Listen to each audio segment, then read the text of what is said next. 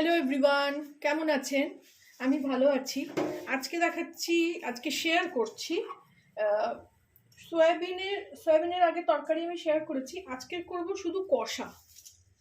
আমি সয়াবিনটাকে জলে সেদ্ধ করে নিয়েছি, করে এবার একটু ঘি এরকম দিয়েছি অল্প করে। আমি সয়াবিনগুলোকে না আলাদা করে ভেজে নিই, তাতে না সয়াবিনে একটা আমার গন্ধ লাগে, সেইটা এতে ছাড়ে না, খেতে খুব ভালো লাগে। ছেঁকে নিয়েছি, আর একবার নিচ্ছি, একদম জলটাকে নিগড়ে ফেলে দিচ্ছি।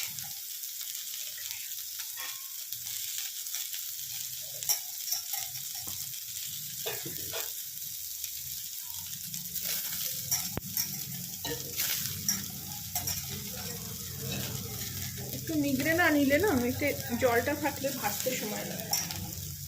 একদম মানে ভালো করে লাল করে ভেজে নেব।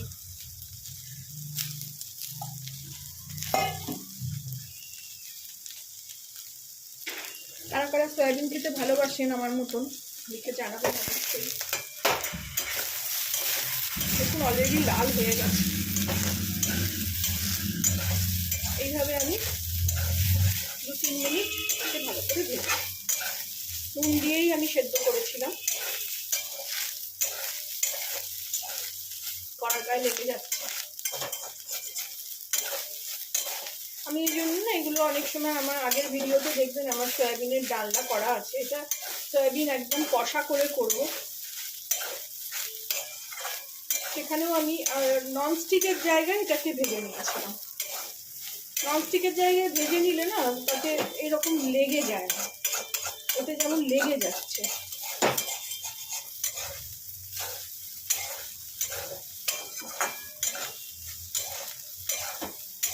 দেখুন জল শুকিয়ে গেছে অলরেডি।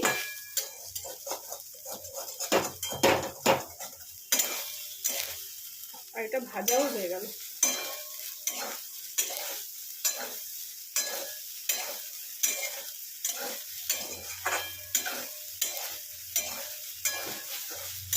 এটা ভেজে রেখে গ্রেভি প্রিপারেশন নিয়ে ফেরত আসছি। এবার কড়াটা থেকে এগুলো নিয়ে নিয়েছি, সয়াবিনটা ঢেলে রেখেছি। এবার আমি গ্রেভিটা বানাবো। এর আমি এখানে 2 পলা তেল নিয়ে নিলাম, আর একটু দেবো, 2.5 পলা মতো। তেলটা গরম হোক।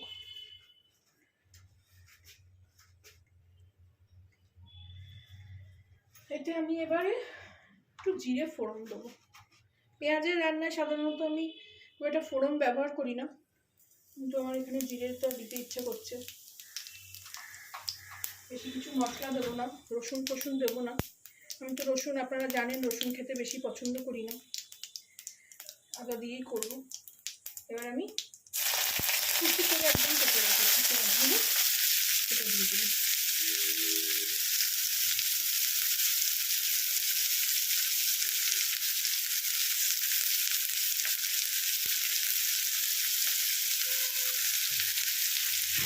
এতে আমি একটু নুন দিয়ে দেবো, যাতে তাড়াতাড়ি মরে যায়, পেঁয়াজটা তাড়াতাড়ি ভাজা হয়ে যায়। এই রান্না করতে করতে এত মানে রান্নারই আওয়াজ হয়, আমার ভলিউমটা তখন ঠিক জোরে শোনা যায় না। তাও চেষ্টা করছি জোরেই কথা বলে। আমার রান্নার অনেক রকম আওয়াজও শুনতে পাবেন, কারণ আমি ভয় দিই না, আমি একদম লাইভ এভাবে রান্না করতে করতেই কথা বলি। পেঁয়াজটা ভেজে নিয়ে ঢেলে দেয়। দেখুন পেঁয়াজ ভাজা হয়ে গেছে।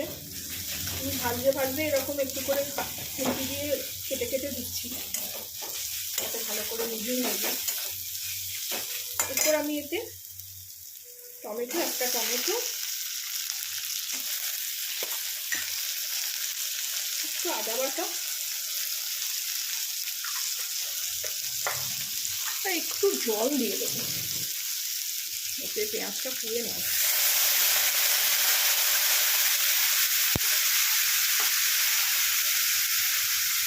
আর 3টে মতন, এই লঙ্কাগুলো আবার খুব ঝাল, 3টে লঙ্কা আমি কাঁচা লঙ্কা আমি তো শুকনো লঙ্কাও ব্যবহার করি না, কাঁচা লঙ্কাই এইভাবে 3টে কেটে দিয়ে দেবো চিড়ে নিয়ে।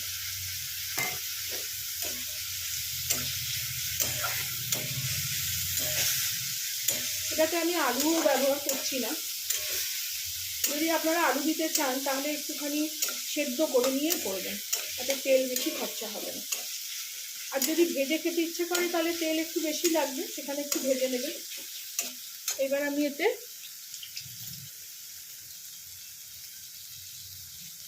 গুঁড়ো,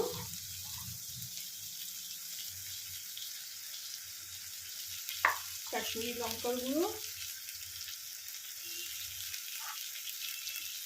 আর একটু ধনে গুঁড়ো,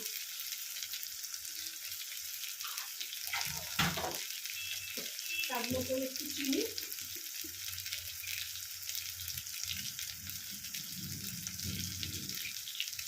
দিয়ে এবার ওটাকে একটু ভালো করে কষাবো।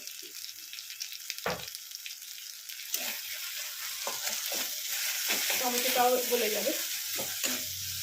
আমি এটাকে ভালো করে কষিয়ে নিয়ে আবার ফেরত আসছি। ফিরে আসলাম মশলা কষিয়ে নিয়ে, একটু জল দিয়ে দিয়েছিলাম, কষছে মশলা, কোনো কষানো হয়নি। তার মধ্যে আমি অনেকগুলো টুকটাক কাজ করে নিলাম। আমি ওই জন্য বেশি আঁচে রান্না করি না, এক গাদা জলও ঢালি না রান্নায়। আমার রান্না সবসময় কম গ্যাসে, কম আঁচে, কম জলে হয়। এগুলো আমি আমার শাশুড়ির থেকে শিখেছি।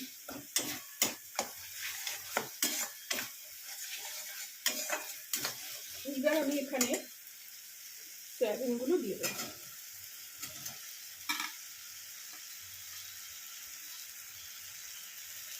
একটু মশলা কষাতেই যা টাইম, না তো ঝট করে রান্নাটা হয়ে যায়। একটু জল দিয়ে দিই।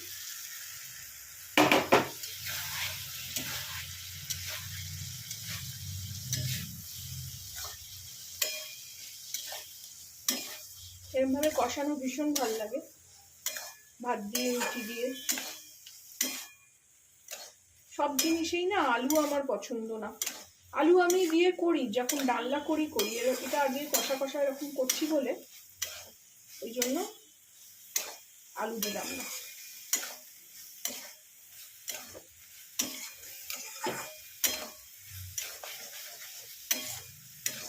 এবার আমি এতে একটু নুন দেবো। নুন দিয়েই আমি সেদ্ধ করেছিলাম।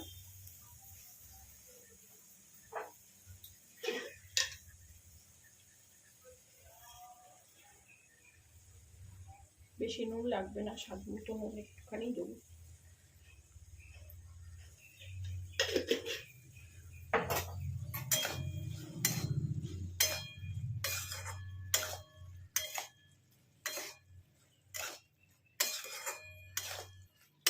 এটাকে ভালো করে মিশিয়ে নিয়ে আমি অল্প জল দেবো।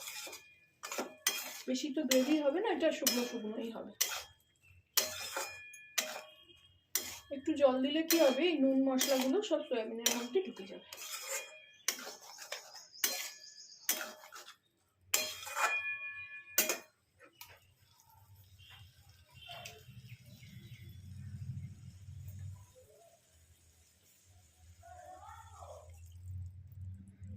দিয়ে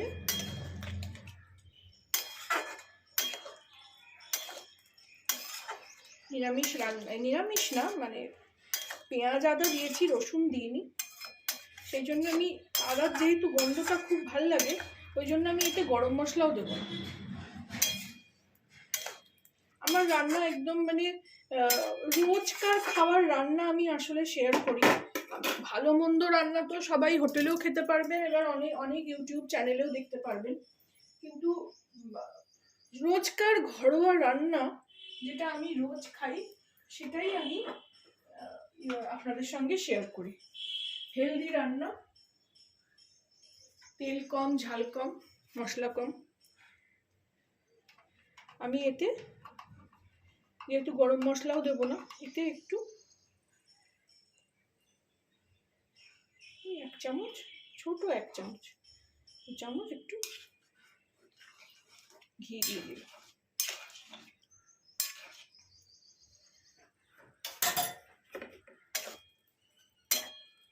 দিয়ে নিলাম, নিয়ে এটা একটু ঢাকা দিয়ে দেবো। ফিরে আসছি রেডি সয়াবিনের তরকারি নিয়ে, মানে সয়াবিন কষা নিয়ে। ফিরে আসলাম, ঢাকা খুলি। এখন তরকারিটা ফুটছে, রেডিও হয়ে গেছে। আপনারাও এইভাবে বানিয়ে খাবেন, আমাকে জানাবেন কেমন লাগলো। ভালো লাগলে আমার চ্যানেলটাকে একটা লাইক, শেয়ার অ্যান্ড সাবস্ক্রাইব করে দেবেন। Thank you for watching.